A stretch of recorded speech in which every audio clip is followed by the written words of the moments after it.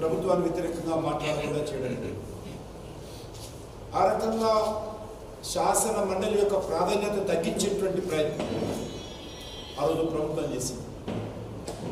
ఏదో సమావేశాలు నిర్వహించాలి కాబట్టి అడపాదడపా తూతూ మంత్రంగా శాసన మండలి సమావేశాలు నిర్వహించడం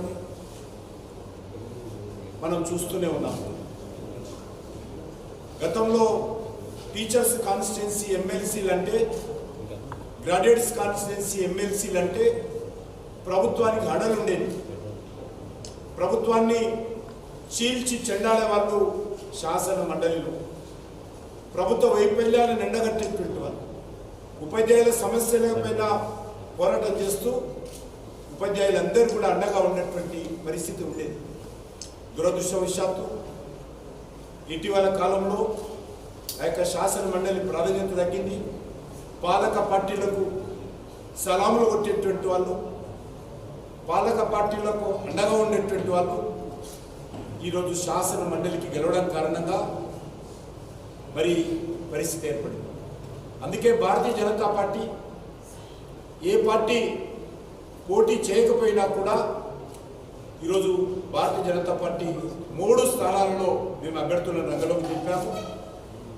ఈరోజు అన్ని వర్గాల ప్రజలు, అది ఉపాధ్యాయులు కానీ,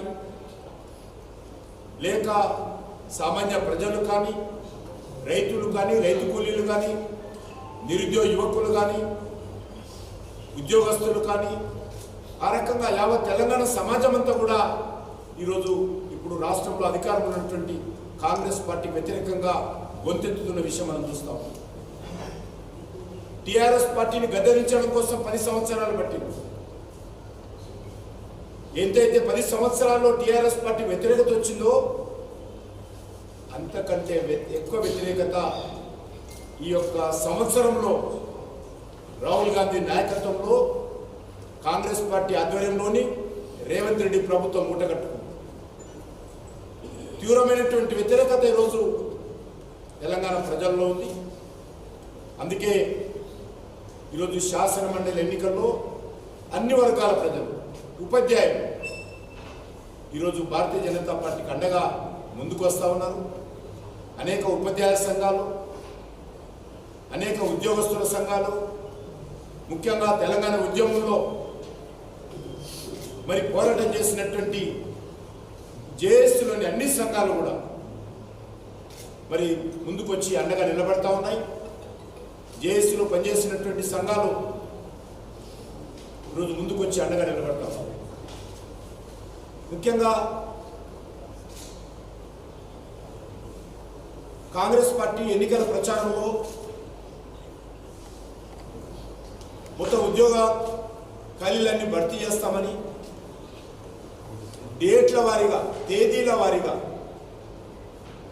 ఏ రోజు ఏ గ్రూపు పరీక్షలు ఉద్యోగాల కోసం ఎంట్రన్స్ పరీక్షలు నిర్వహిస్తారో వాటన్నిటి కూడా షెడ్యూల్ వారిగా జాబ్ క్యాలెండర్ అన్ని పత్రికల్లో ఫ్రంట్ పేజీలో ప్రకటించారు. 2024 డిసెంబర్ లోపల తెలంగాణ రాష్ట్రంలో 2 లక్షల ఉద్యోగాలు భర్తీ ఏ రోజున చేయబోతున్నామో కాంగ్రెస్ పార్టీ ప్రకటించింది. మరి సంవత్సరం పూర్తయిపోయింది, 2025 అవుతారా? మరి ఇచ్చినటువంటి జాబ్ క్యాలెండర్ ఎక్కడ పోయిందో ఈరోజు తెలంగాణలో ఉన్నటువంటి నిరుద్యోగ యువత ప్రశ్నిస్తా ఉంది. డిఎస్సి ఎక్కడ వేసిన అక్కడ గొంగడే ఉంది. ఉద్యోగాల భర్తీ కాంగ్రెస్ పార్టీ ప్రభుత్వం నిమ్మకు నీరెత్తినట్టు వివరిస్తూ ఉంది. అంతేకాదు వాళ్ళు ఇచ్చినటువంటి 6 గ్యారంటీలు కానీ, వాళ్ళు ప్రకటించినటువంటి 420 సబ్ గ్యారంటీస్ కానీ ఈరోజు ఏవి కూడా అమలు చేయాలనేటువంటి చిత్తశుద్ధి లేదు. అమలు చేసేటువంటి శక్తి కూడా ఈరోజు కాంగ్రెస్ పార్టీకి లేదు. కాంగ్రెస్ పార్టీ ప్రభుత్వం పూర్తిగా నిర్వీర్యమైపోయింది. ఇచ్చినటువంటి హామీలు అమలు చేయనటువంటి పరిస్థితి ఈరోజు రాష్ట్రంలో ఉంది. అంతేకాదు ప్రతి మండలంలో కూడా ఇంటర్నేషనల్ లెవెల్